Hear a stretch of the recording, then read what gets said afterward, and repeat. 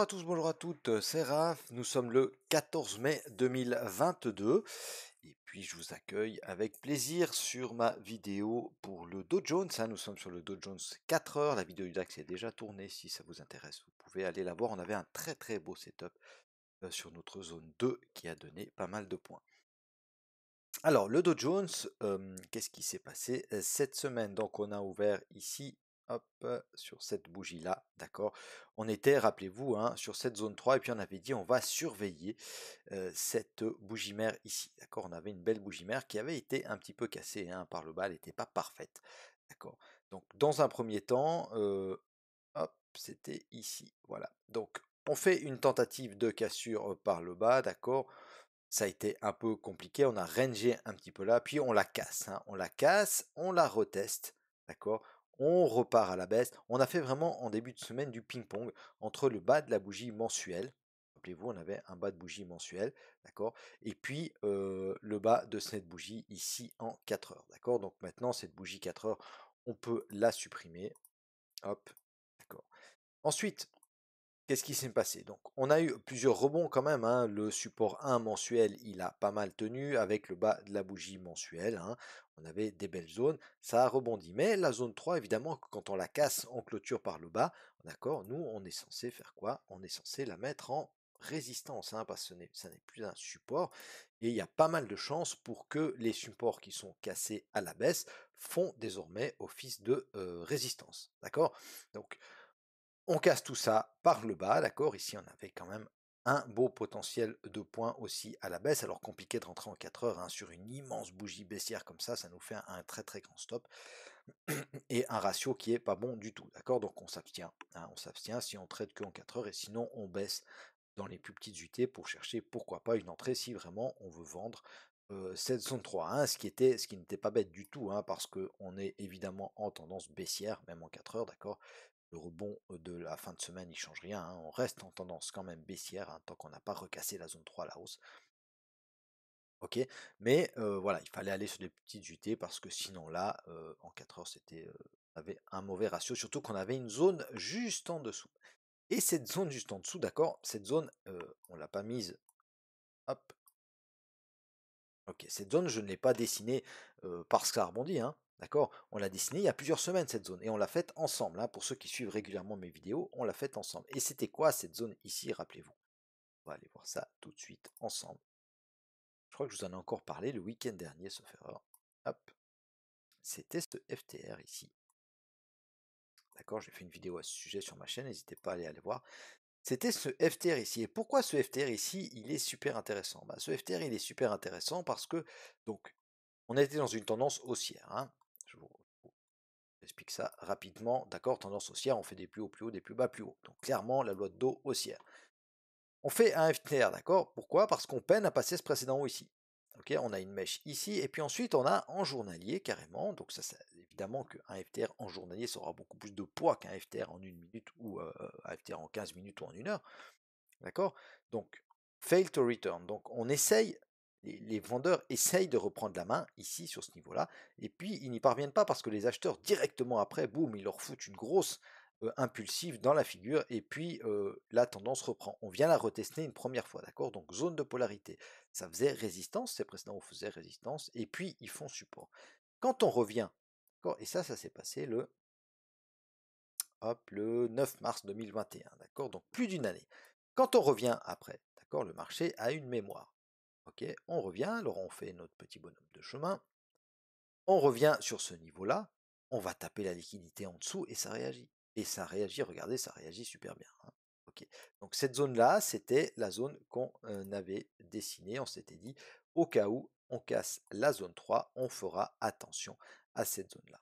D'accord? Et puis là, alors je ne suis pas encore allé voir parce que j'ai pas encore eu le temps. Voilà, alors en une heure, un peu compliqué à prendre, hein, d'accord? C'est un peu le même cas de figure que sur le 4 heures.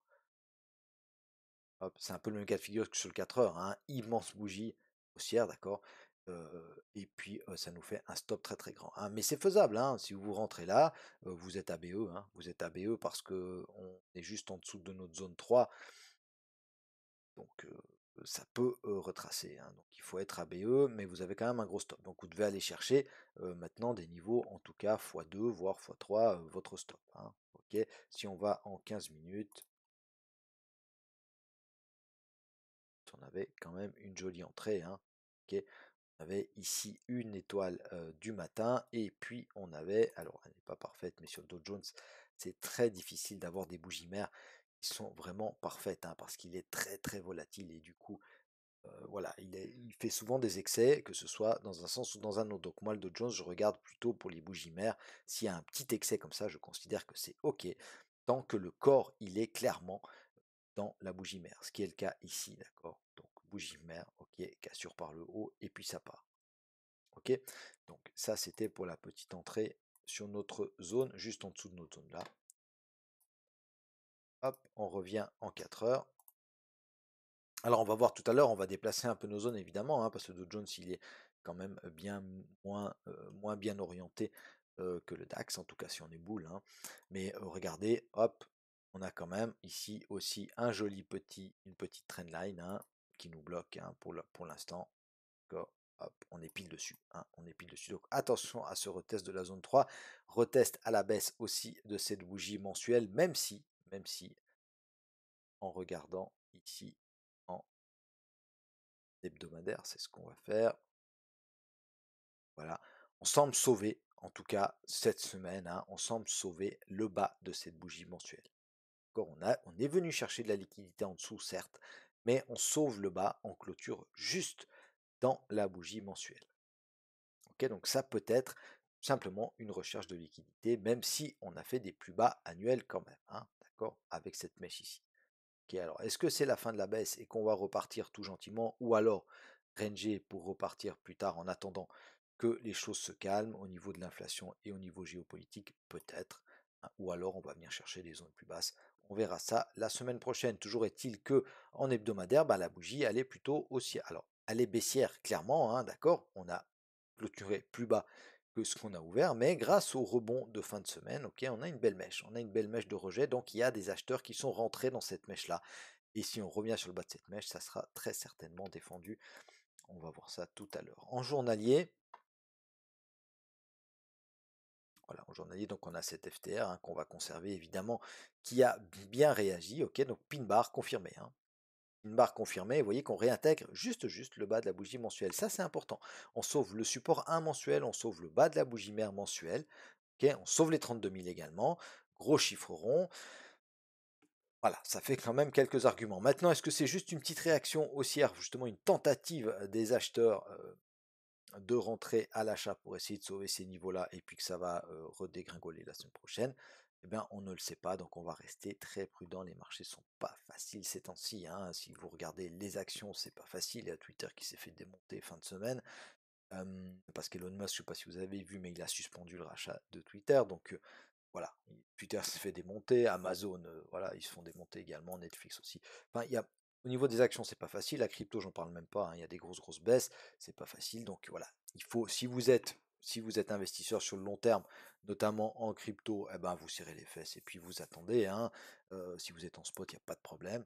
Euh, il faut, voilà, avoir une vision sur le long terme, mais pour du trading comme ça, comme on fait nous là en swing ou en day trading, par contre là il faut prendre des stops, hein. Si vous êtes à l'achat, il faut prendre des stops, et puis il faut bien observer les zones, parce que les zones malgré tout elles réagissent, hein, que ce soit à l'achat ou à la vente. Alors on aura des objectifs évidemment plus courts à l'achat parce que la tendance elle reste très baissière, d'accord, et puis ça reste donc du contre-tendance. Ok, si on achète, et puis en tendance baissière, eh bien voilà, on peut avoir des objectifs un peu plus corrects. Ok, donc en journalier, ben, on a quand même 4 jours de baisse claire, hein, clair et net.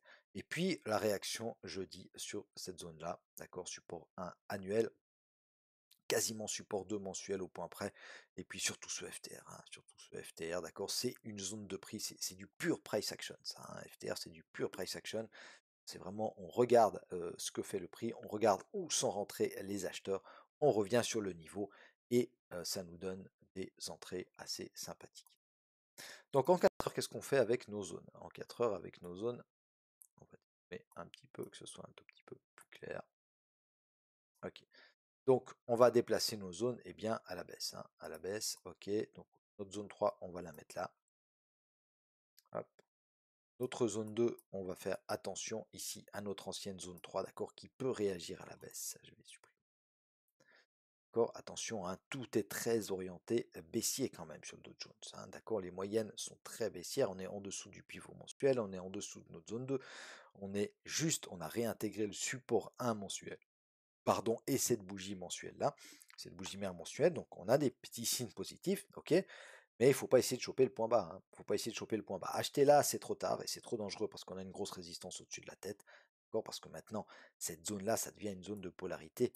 D'accord. Elle a fait support, support, support, support. On a tenté de sauver le support et puis elle casse à la baisse, hein, donc elle peut faire résistance. Ok. Pour venir en tout cas faire un double appui sur la zone 3, pourquoi pas. Ok. La zone 3, si vous voulez être un peu plus safe, eh bien vous englobez cette petite mèche ici, voir le S2M, d'accord. Donc vous l'augmentez un peu. Ça, sur le journalier, ça, comme ça,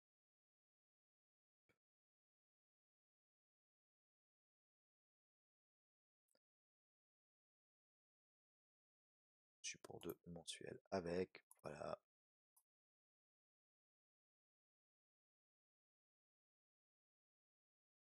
ok. La zone 2, la zone 3, elle est assez claire. Notre zone 1, on la met ici. D'accord, pivot mensuel, pivot annuel. Cette résistance ici, hein, à nouveau zone de polarité, hein, qui a réagi à chaque fois qu'on vient la travailler. Cette zone, elle réagit à résistance, support, support, support, résistance, résistance. D'accord.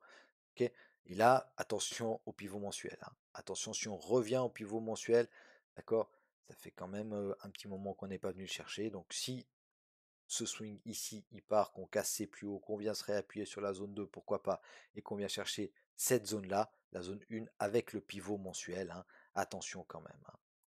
Attention quand même ici. Ok. Alors on l'a déjà pas mal travaillé, on pourrait la casser, hein, mais attention aux ventes. Donc, ok, si on casse la zone 2, on la remet en vert, hein, et ça peut redevenir une zone de support. Ok, pour être un peu plus précis, vous regardez les mèches, hein, vous regardez les mèches du 4 heures, et puis, eh ben, si on casse la zone 3 à la baisse, alors ça peut être intéressant aussi, hein, si on casse la zone 3 à la baisse, qu'est-ce qu'on a en dessous? On va d'abord aller en journalier. Ok, donc en journalier, on a une jolie zone un tout petit peu plus bas ici. Ok, cette zone-là, d'accord, c'est la zone des 30 000.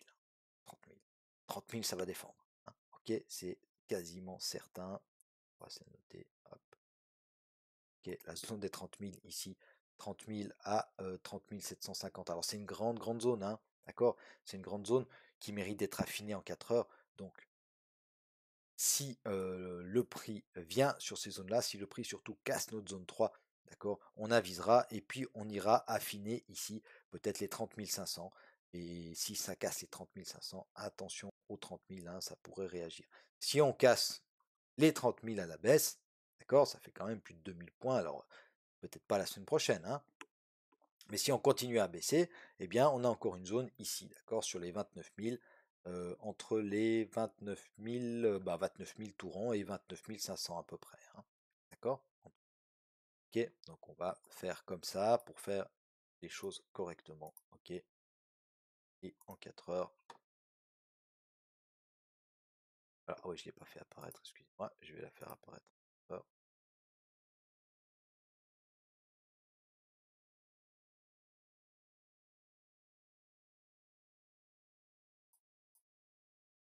ici, c'est inférieur.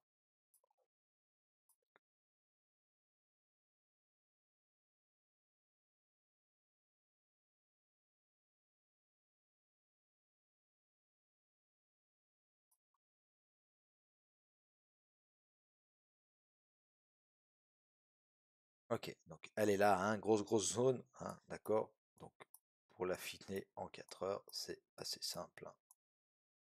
Ah, il faudrait encore plus de tenter d'aller voir si on peut chercher 4 heures.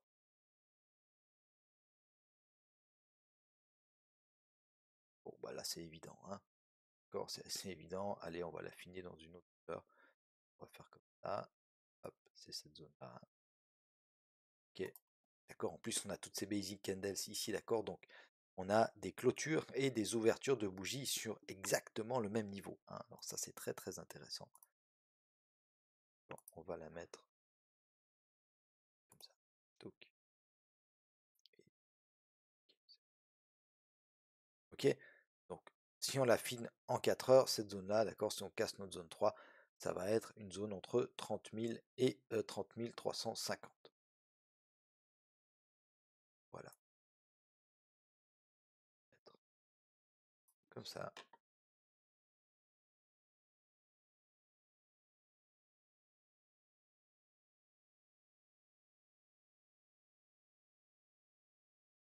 Voilà, tout bouger.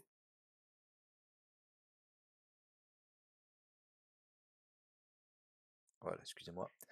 Ok, donc zone 1, zone 2, zone 3, soyez attentifs si on casse la zone 3, hein, cette zone qui est assez précise finalement, entre les 30 000 et les 30 300, hein, sur le Dow Jones, c'est clair qu'on a des grosses zones, donc c'est du 4 heures. Mais attention dans un premier temps à la zone 2. Voilà, j'en ai terminé, excusez-moi, c'était un peu laborieux sur la fin. Je vous remercie de m'avoir regardé jusqu'au bout, n'hésitez pas à vous abonner à ma chaîne, et puis on se retrouve avec grand grand plaisir le week-end prochain. Passez un excellent week-end, je vous remercie pour votre fidélité, salut, bye bye.